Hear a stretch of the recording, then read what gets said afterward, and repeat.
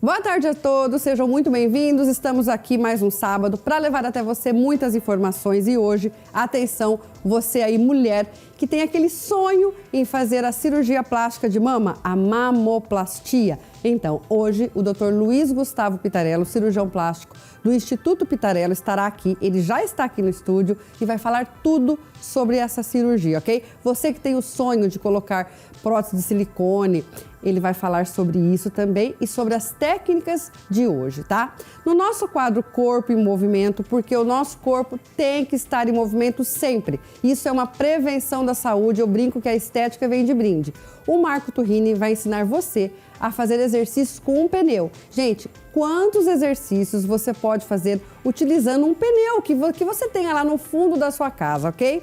No nosso quadro Comer Bem e Muito Bem e de forma saudável, hoje um bolinho rápido para você fazer no micro-ondas. E olha só no quadro Doutor Responde as perguntas que nós temos hoje. Gastrite pode virar uma úlcera? E qual a diferença de uma para outra? E a outra pergunta é em relação às mulheres que estão realizando a quimioterapia, estão passando por esse tratamento. Isso pode ter o ciclo menstrual alterado? Estamos no ar com mais um programa por você. Sejam todos muito bem-vindos.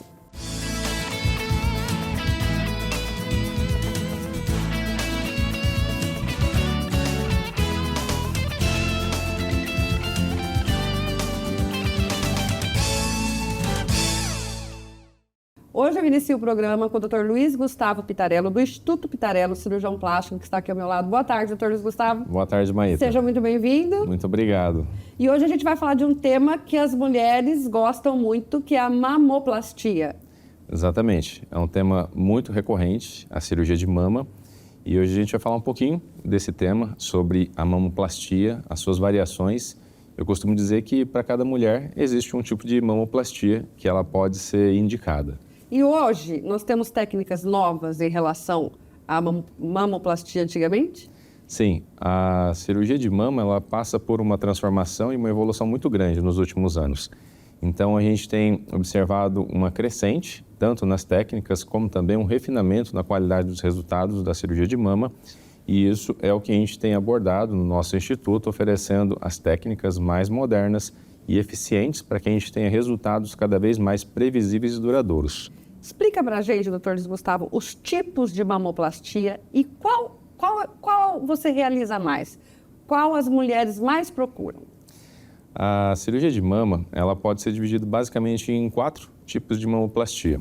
A mamoplastia de aumento, que é a cirurgia que a gente vai utilizar prótese de silicone para aumento mamário e dessa forma a gente definir o colo, a linha de clivagem, que é a linha central, entre as mamas e, nesse caso, é uma cirurgia que a gente considera hoje uma cirurgia com bastante refinamento. Ela é uma cirurgia mais rápida e existe uma técnica nova, uma técnica que a gente vem utilizando no nosso instituto, que é a mamoplastia de recuperação rápida. A gente fala que é uma técnica que, seguindo protocolos específicos, a gente consegue entregar um resultado e uma recuperação rápida em até 24 horas para que aquela mulher possa retornar para as atividades habituais. Já no dia seguinte, ela consegue dirigir, consegue movimentar livremente os braços. Consegue dirigir no outro dia? Já no dia seguinte. Isso normalmente, quantos dias demorava? O habitual da cirurgia da mama de aumento, até então, era um protocolo de até 30 dias. Nossa! Sem você levantar os braços e para dirigir em torno de 3 a 4 semanas. Então, com esse protocolo, a gente consegue encurtar esse período para em até 24 horas. O resultado é o mesmo, a recuperação que é mais rápida. Exatamente. Eu diria até que o resultado ele acaba sendo melhor. Ele acaba sendo um resultado mais estável e mais previsível, porque a gente usa uma técnica com o auxílio da musculatura da região peitoral maior. Olha só, se essa era uma das preocupações das mulheres, em ficar tanto tempo, não só dirigindo, né, mas limitava bastante coisa, né, doutor? Sim. Muitas vezes acaba tendo que pegar um período de férias, um período para recuperação. E no caso da mamoplastia de aumento com prótese, que é específico para esse tipo de protocolo, ela consegue ter esse retorno bem rápido, retorno em até 24 horas. Então, hoje a gente fala assim, não tem mais desculpa para a mulher que quer se organizar, fazer uma cirurgia plástica de aumento de mama com uso de prótese de silicone, ela pode se organizar até mesmo num período ali de um fim de semana. Como é a questão da cicatrização, doutor Luiz? Aonde que é feita a incisão? Na mamoplastia de aumento, para esse tipo de cirurgia, é feita uma incisão muito pequena, de 4 a 5 centímetros, localizada na região do sulco inframamário. Então, ela fica bem escondidinha na dobra do sulco inframamário e é uma cicatrização em que os pontos são utilizados de forma interna. Então, esses pontos, muitas vezes a gente costuma dizer que eles ficam imperceptíveis ao longo do período de recuperação. E o cuidado básico é ali em relação à questão do sol. A gente pede para evitar um pouquinho o sol no período inicial, dos primeiros 3 meses, para a gente não ter pigmentação daquela cicatriz. No restante, a cicatriz costuma ser muito boa. Doutor Luiz Gustavo, e uma vez que a pessoa fez, né, o implante de silicone, por quantos anos ele dura? É necessário trocar depois de um período ou não? A cirurgia da mama com prótese, ela tem uma expectativa que a gente diz em torno de 10 anos, se a paciente, depois dos 10 anos, tem aquela prótese de mama e nos exames de controle que são necessários para o acompanhamento, está tudo ok, ela não vai ter que fazer a substituição da prótese com 10 anos, só porque fez os 10 anos. Ok. A gente diz que ela pode permanecer por mais tempo exatamente porque existe hoje uma tecnologia melhor na confecção dessas próteses de silicones, que elas são feitas para durar muito mais do que esses 10 anos. Bom, e quais os outros tipos de mamoplastia? A gente acaba classificando ela na mamoplastia redutora, na mamoplastia de redução do tamanho mamário. A gente ainda tem a mamoplastia que a gente destina ela para reconstrução, no caso de uma cirurgia do câncer de mama. E a gente tem a mamoplastia híbrida, que também é uma coisa relativamente nova, em que é a cirurgia que utilizamos prótese de silicone mamário junto com gordura da própria paciente para um refinamento, para um detalhamento ou para um ganho um pouquinho melhor em detalhes como colo ou linha de clivagem. E dentro disso que você explicou, é possível associar duas, por exemplo, aquela mulher que amamentou 2, 3 filhos, né, e que gostaria de reconstruir essa mama e colocar prótese de silicone? Perfeito. Essa é a cirurgia, uma das cirurgias que a gente mais faz lá no Instituto. Nesse caso, a cirurgia mamária indicada é a mastopexia. Mastopexia significa cirurgia de mama em que a gente vai levantar, vai elevar ou promover um lifting daquela mama. Que você vai retirar a pele Exatamente. Aí a gente vai remover o excesso de pele, aquilo que, de repente, está provocando aquela flacidez. Certo. E aí a gente pode, nesse caso, fazer uma redução ou então a gente pode conservar o tamanho mamário, somente reposicionando essa mama, e aí a gente pode pensar em utilizar próteses ou não. Isso vai depender muito do perfil de cada paciente, do que ela espera, de qual a expectativa, e eu digo sempre, qual o formato de mama, como é que você espera que seja sua mama no pós-operatório, como você quer essa mama no pós-operatório. E aí é que a gente chega à definição, se essa cirurgia de mastopexia, que é a cirurgia de levantar essas mamas, ela vai precisar de prótese ou não. Então, a cirurgia, ela faz uma abordagem com uma cicatriz vertical e uma cicatriz horizontal para essa mama. Muitas vezes a gente faz um formato de um L ou um formato de T invertido. E aí é que a gente tem pequenas diferenças no sentido de a gente promover a confecção do L, porque ele vai evitar o acesso da cicatriz para a linha medial. Então, isso, para a mulher que vai usar um decote, um biquíni, é fundamental. Ela hoje quer procurar usar uma roupa que possa ter uma naturalidade sem mostrar a cicatriz. Mas a recuperação já é um pouco diferente, a pessoa não vai dirigir no outro dia, né?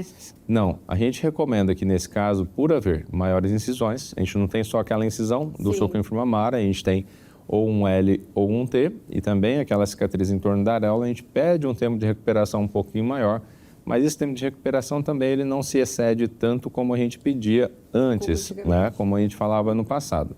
No passado a gente pedia no mínimo 30 dias, hoje a gente pede pelo menos entre 15 e 20 dias para que a gente tenha um cuidado a mais, sem fazer extravagâncias de movimentos com os braços, e já a partir da segunda, terceira semana é quando a gente já retoma as atividades, como dirigir, como elevar os braços e mudar a posição para dormir também, que aí a gente já começa a permitir um pouquinho mais de posição lateral nesse caso. Doutor Gustavo, eu acho que uma dúvida que as pessoas têm é a questão da anestesia, né? Anestesia para esse tipo de cirurgia, geralmente é indicada anestesia geral. Por que geral? Porque a gente utiliza muito o recurso da musculatura do peitoral. E para que a gente utilize essa musculatura, no caso de uma inclusão de prótese, a gente precisa ter a musculatura relaxada. Por isso, é necessário que a gente faça anestesia geral. A anestesia geral hoje é uma anestesia segura, uma anestesia que permite uma recuperação mais rápida do paciente, é por isso que ela está dentro do protocolo da próstata de recuperação rápida. E ela não é uma cirurgia, um tipo de anestesia que eleva o risco, né, do paciente, como muitas pacientes têm esse medo, têm esse receio. Elas perguntam, doutor, mas eu tenho medo da anestesia geral. E eu sempre falo, a anestesia geral é uma anestesia mais segura que a gente tem, porque ali a gente tem todos os parâmetros e todo o controle em mãos para a gente poder fazer aquilo que é necessário para o bem-estar e também para a segurança do paciente. Então, a preferência sempre vai ser esse tipo de anestesia geral. Doutor Luiz Gustavo, e eu acho que o bacana é que a pessoa já vê o resultado imediato, né? Sim, é muito legal a cirurgia de mama porque a gente já consegue entregar um resultado imediato. O paciente terminou aquela cirurgia, seja de mamoplastia de aumento, ou seja da mastopexia ou de redução, ela acordou, já olha para ela e já consegue ver nitidamente o resultado. É claro que ainda vai ter ali um pouco de curativo, vai ter uma cobertura que é feito o uso de tape linfático, um pouquinho de inchaço, mas aquela transformação ela já consegue enxergar e a partir daí ela já começa a se imaginar, né, com aquele novo resultado, passa por uma fase de adaptação. Só que é muito legal essa fase, porque é uma fase de adaptação que ela vai se sentir mais feliz. Mais feliz, é um sonho realizado, né? Com certeza, é uma transformação. Para toda mulher que faz a cirurgia de mama, é uma cirurgia transformadora, é a realização de um sonho. A mulher que tem a vontade de realizar a cirurgia de mama, ela tenha todas as dúvidas relacionadas ao caso dela, a parte da cirurgia que ela deseja sanadas. Ela tem que tirar as dúvidas, tem que ter uma afinidade, tem que conhecer bem o cirurgião, a equipe que vai cuidar dela, porque eu costumo dizer sempre que a cirurgia não é só uma cirurgia, ela é um tratamento. Então, ela envolve desde a consulta inicial, no pré-operatório, o conhecimento de toda a equipe que vai cuidar dela, conhecimento do cirurgião, a realização da cirurgia e o pós-operatório, que é fundamental. Então, o pós-operatório ele é essencial. É muito importante, muitas vezes, quando eu falo para o paciente, você vai optar entre fazer uma cirurgia aqui com a gente, ou às vezes vai buscar, a gente tem muito paciente que a gente recebe de fora, e eles falam, como vai ser o meu pós-operatório, eu estou longe, aí a gente sempre tem um período mínimo que a gente fala, deve estar aqui com a gente, e depois a gente libera essa paciente para poder viajar, mas mantendo da mesma forma a qualidade e o protocolo para que ela tenha segurança, primeira coisa, né, fundamental, para que depois ela tenha toda a satisfação e o benefício da cirurgia de mama dela. Então, procure conhecer, procure informação e procure estar segura desse tipo de cirurgia, porque isso é fundamental para o seu sucesso e, com certeza, nós do Instituto também entregamos bastante tudo isso que a gente falou e a gente espera você, mulher, que deseja a cirurgia de mama com a gente. A segurança e a confiança no cirurgião plástico é tudo, né? E eu tenho certeza que você passa isso de longe para suas pacientes. A gente se esforça cada dia mais para entregar a segurança e, com certeza, o resultado, o comprometimento, e é isso que eu acho que vale mais a pena, né? A gente vê transformada aquela vida, aquela mulher, de um sonho realizado. É isso aí. Mais uma vez, obrigado, doutor Luiz Gustavo. Muito obrigado. Bom, e agora eu quero falar para você da FAI. Olha só, o Centro Universitário de Adamantina está com as inscrições abertas para o curso de medicina e só vão até agora, até o dia 28 de maio. Corra e aproveite a sua inscrição. Vestibular com vagas para 2025. Confira. A escolha de uma universidade é um momento muito importante. Ela desperta o seu conhecimento. Estão abertas as inscrições para o Vestibular Medicina, Reserva de Vagas 2025, do Centro Universitário de Adamantina. Faça medicina em uma instituição que oferece aulas práticas já no primeiro ano do curso. Acesse o site funesp.com.br e inscreva-se até o dia 28 de maio. Vestibular Medicina, Reserva de Vagas 2025, onde o conhecimento pulsa mais forte. Estamos de volta e agora a gente vai para aquele quadro delicioso com a nutricionista Mariana, que está aqui ao meu lado. Boa tarde, Mariana. Boa tarde, Maíta. Seja muito bem-vinda. Muito obrigada. E o que você vai preparar hoje? Hoje a gente vai fazer um bolinho de micro-ondas proteico. Então ele é uma ótima opção para a gente incluir no café da manhã, no lanchinho da tarde. Ele é super proteico porque a gente vai usar o whey na composição dele, então ele traz bastante saciedade. É aquele bolinho de caneca rapidinho de fazer, né? Exatamente. Papel e caneta que você está no nosso quadro Comer Bem.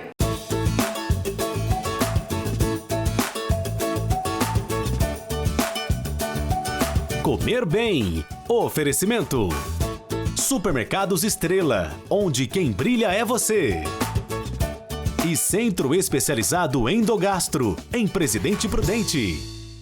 Bom, e quais são os ingredientes então, Mariana? Bom, então aqui a gente vai estar usando um ovo. Vou adoçar com adoçante xilitol, que é uma colher de mix de farinha sem glúten, uma dose de whey, um scoop de 30 gramas, uma colher de fermento em pó e aqui eu vou colocar uma pitadinha de água. A gente vai misturar tudo e levar no micro-ondas. Então vamos lá. Então aqui, ó, com o ovo eu vou primeiro misturar com adoçante xilitol, com a ajuda de um garfinho mesmo, a gente vai incorporando esses ingredientes. E aqui também eu já vou acrescentar o whey. Aqui, o sabor do whey que eu tô usando é de chocolate. Aqui, para ajudar só a incorporar essas farinhas, a gente vai colocar um golinho de água, só mesmo para ficar um pouquinho mais fluida essa massinha. Quem não tiver o whey em casa, pode colocar o cacau em pó, por exemplo? Pode. Vai dar certo? Pode pôr o cacau em pó na mesma quantidade, só que aí não vai ficar um bolinho proteico, tá? Ok. Vai dar super certo também. E aqui, por fim, a gente vai adicionar o fermento. E aí, também, misturar até ficar uma mistura bem homogênea. E aqui, eu vou estar usando esse bolzinho, mas na sua casa você pode usar uma caneca. Porque aqui eu quero fazer a ideia de um bolinho de caneca, só que eu vou colocar para ficar um bolinho meio desconstruído, porque a gente vai vir com uma cobertura de chocolate por cima. Então a gente vai fazer aqui dessa forma. Então aqui eu vou despejar. Não precisa passar nada, né? Não precisa passar nada, tá?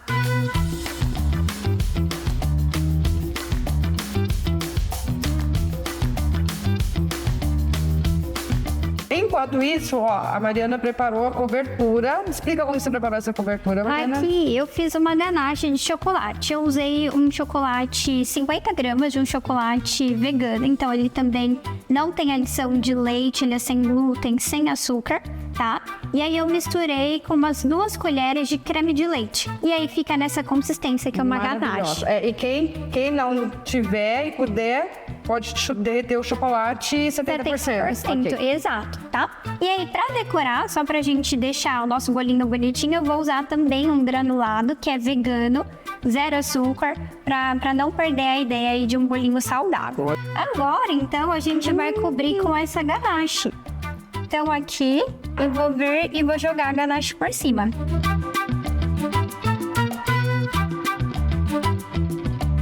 Gente, dá só uma olhadinha. Como disse a Mariana, bem chocolatudo do jeito que eu gosto mesmo, né? Olha só esse aqui, olha. Vamos provar essa delícia. Vai ter que pegar o bolinho aqui, né? Isso. E eu pego ele aqui. Pode pegar mais no meio. Mais no meio? Mas essa parte que caiu toda eu vou comer também, né? Pode comer. Essa é a ideia. Olha. Exato.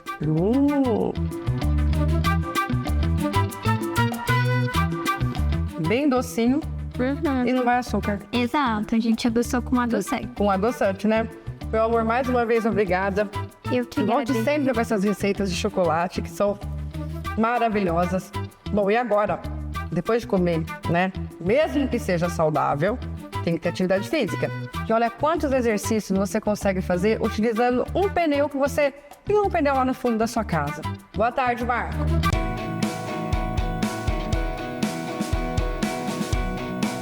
Corpo em Movimento. Oferecimento Clínica Sampo, Odontologia Estética. Instituto Pitarello, Cirurgia Plástica. Boa tarde, Maíta. É um prazer estar no seu programa novamente, levando saúde, qualidade de vida e bem-estar aos seus telespectadores.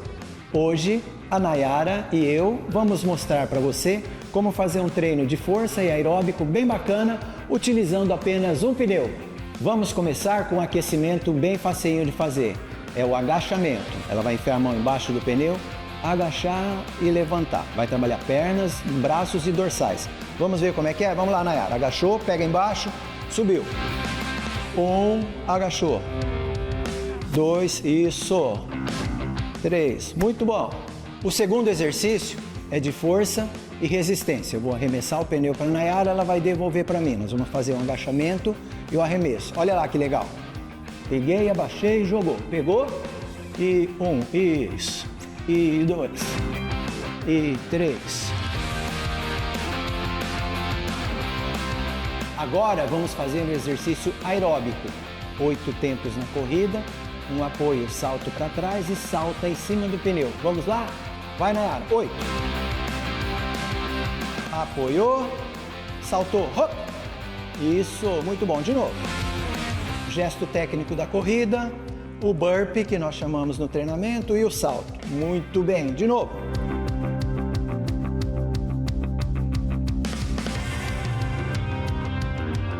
E para encerrar nosso treino de hoje, nós vamos fazer um aeróbico intenso. Ela vai arremessando o pneu para frente e vai voltar no arremesso. Vamos lá, Nayara. Pegou, agachou, jogou, ataca o pneu, hop embaixo. Isso, muito bom. De novo, hey. Já joga e já ataca o pneu. Desceu, muito bom. Aí, é isso aí, pessoal. Vocês viram que com apenas um pneu, nós podemos fazer um super treinamento diferente, gostoso e intenso. Valeu, Nayara. Obrigado, Maíta, pela oportunidade e até a próxima. Tchau, tchau. Estamos de volta e agora a gente vai para o quadro Doutor Responde. Nós vamos falar sobre a quimioterapia em relação ao ciclo menstrual da mulher e também sobre gastrite e úlcera. Doutor Responde. Doutor Responde. Oferecimento. Bom Giovanni Odontologia. Nós acreditamos que podemos transformar o seu mundo através do sorriso. Visari, Hospital de Olhos. Sua visão levada a sério. Oncocare, há 7 anos, a nossa maior especialidade é a sua vida. Laboratório Marlene Speer, pioneirismo e credibilidade desde 1969. E olha só a primeira pergunta. As mulheres que realizam a quimioterapia podem ter o ciclo menstrual alterado? Dr. César Coimbra, boa tarde. Oi, Maíta, tudo bem? A quimioterapia pode sim mexer com o ciclo menstrual, pode induzir a amenorreia, ou seja, que é interromper o ciclo menstrual. Isso geralmente é reversível em mulheres jovens, mas em mulheres de idade mais avançada, isto pode induzir a uma menopausa precoce. Em mulheres que estão em idade fértil, que têm alguma dúvida, a gente normalmente solicita um teste de gravidez para excluir qualquer risco. Mas a quimioterapia pode sim irregularizar ou desestabilizar ou levar à cessação do ciclo menstrual, ok? Espero que tenha contribuído e que todos estejam bem e que tenha sido de bom esclarecimento. Obrigada pela participação, Dr. César. E a outra pergunta, olha só. Gastrite pode virar uma úlcera? E qual a diferença de uma para a outra? Quem responde é o Dr. Delder Casanova. Boa tarde, Dr. Delder. Olá, Maíta. Boa tarde, tudo bem? Todos os nossos ouvintes. Então vamos lá, a perguntinha de hoje é qual a diferença da úlcera para a gastrite e se uma pode evoluir para outra. Então vamos lá.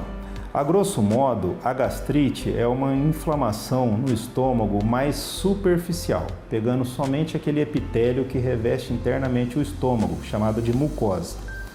A úlcera já seria uma inflamação mais profunda, que acomete os planos profundos da parede do estômago ou do duodeno, que é a primeira porção ali do intestino fino. Já seria como se fosse uma feridinha. Tá? Então, a gastrite, uma inflamação, só um vermelho, um enantema no estômago. A úlcera, um machucado, uma ferida.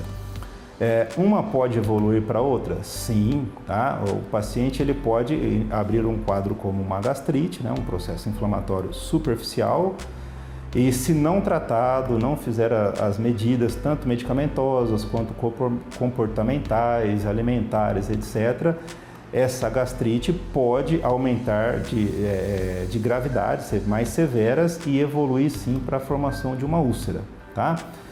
Os fatores de risco, tanto para um quanto para outro, são basicamente os mesmos, né? Principalmente a infecção pela bactéria H. pylori, né? Que é uma bactéria que se adaptou e vive no estômago, né? Alguns pacientes têm, outros não, a gente adquire ao longo da vida. Outros fatores, uso de anti-inflamatórios e aspirinas, né? No qual tem uma demanda, os pacientes usam para N doenças, né? Também associado a alguns hábitos e vícios, como o tabagismo, o etilismo, que é o abuso de álcool em excesso, alimentação não balanceada, entre outros. Tá joia? Espero ter tirado a dúvida do telespectador que enviou para a gente. Um abraço, boa tarde a todos. Obrigada pela participação, Dr. Delder. Chegamos ao final de mais um programa. Sábado que vem tem muito mais e eu espero por você aqui na tela do SBT, ok? Tenha um bom final de semana. Um beijo até lá. Tchau, tchau.